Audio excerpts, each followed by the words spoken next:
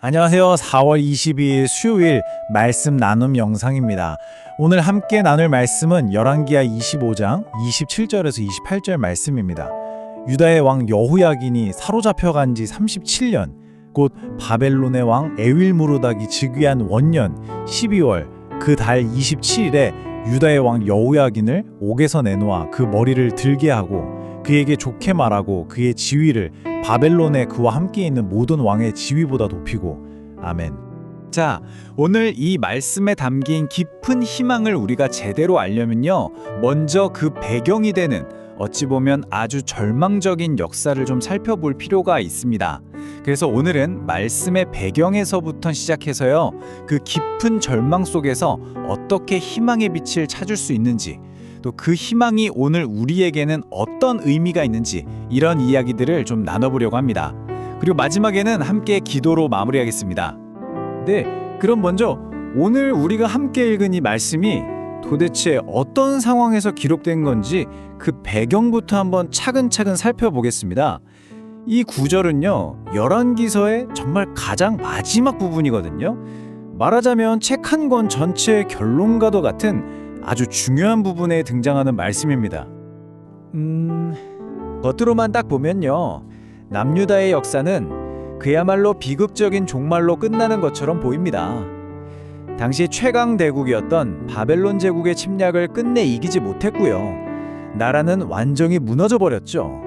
그리고 백성들은 결국 포로로 저 멀리 끌려가게 됩니다. 자, 그런데 이런 암울한 결말이 어느 날 갑자기 찾아온 건 아니었습니다. 열왕기서를 보면요, 이 실패와 포로 생활이 어떻게 시작되었는지 그 과정 전체를 아주 상세하게 기록하고 있거든요. 모든 것의 시작점은 바로 다윗 왕이 노쇠해진 그 시점이었습니다. 바로 이때부터 지도자들이 하나님의 뜻보다는 세상의 방법을 더 의지하기 시작했고요. 그 결과는 결국 나라의 분열로 이어지고 말았습니다. 그리고 하나님을 떠난 백성들이 우상을 숭배하게 되면서 그들의 역사는 결국 바벨론 포로라는 참담한 현실을 맞이하게 된 것이죠. 정말 모든 게 끝난 것처럼 보이죠. 하지만 여기서 정말 흥미로운 점이 있습니다. 성경은요, 이 역사의 끝을 그냥 어둠, 그냥 종말로 기억하지 않는다는 겁니다. 오히려 그 폐허 속에서 새롭게 시작하시는 하나님의 은혜, 그 희망의 빛을 똑똑히 기억하고 있다는 거죠. 네, 바로 이 지점이 우리가 절망 속에서 희망을 발견하게 되는 아주 중요한 전환점입니다. 왜냐하면 똑같은 역사를 두고도 우리가 어떤 눈으로 보느냐에 따라 전혀 다른 두 가지 관점이 가능하기 때문입니다. 지금 보시는 이 내용이 바로 그 핵심을 잘 보여주는데요. 단순히 역사적인 관점에서만 보면 열왕기서는 그냥 이스라엘의 실패와 멸망의 기록, 그 이상도 이하도 아닐 겁니다. 하지만 우리가 믿음의 관점으로 이 책을 읽을 때 비로소 그 절망의 한가운데서 하나님께서 비추시는 희미한 희망의 빛을 발견하게 되는 거죠. 그러니까 열왕기서는 그냥 단순한 역사 기록물이 아닌 겁니다. 이 책은요, 이스라엘 역사상 가장 고통스러웠던 시기, 바로 바벨론 포로 시절에 쓰여졌거든요. 그 목적은 단순히 좌절의 역사를 남기기 위해서가 아니었어요. 그 칠흑 같은 어둠 속에서도 하나님께서 주시는 그 희망의 빛을 어떻게든 찾아내려는 간절한 노력, 바로 그 믿음의 결실이라고 할 수 있습니다. 자, 그렇다면 그들이 그 절망 속에서 붙잡았던 희망의 근거는 과연 무엇이었을까요? 그건 바로 어떤 상황에서도 결코 변하지 않는 하나님의 약속이었습니다. 모든 것이 다 무너져 내린 것 같은 그 절망 속에서도 여전히 신실하게 일하고 계시는 하나님을 그들은 발견했던 겁니다.